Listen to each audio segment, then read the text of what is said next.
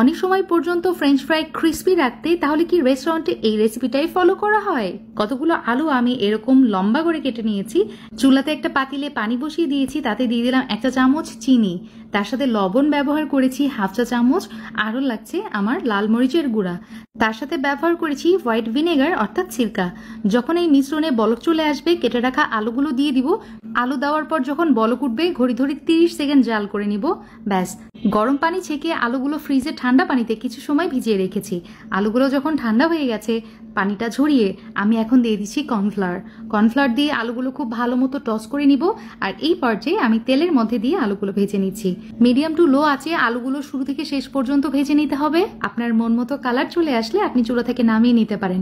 এই প্রসেসে আপনারা যদি বাসায় ফ্রেঞ্চ ফ্রাই তৈরি করেন তাহলে আলুগুলো কিন্তু ডাবল ফ্রাই করার প্রয়োজন নেই। আমি আমার মন মতো কালার আসা পর্যন্ত আলুগুলো ভেজে নিয়েছি। So enough for today. আল্লাহ হাফেজ, আসসালামু আলাইকুম।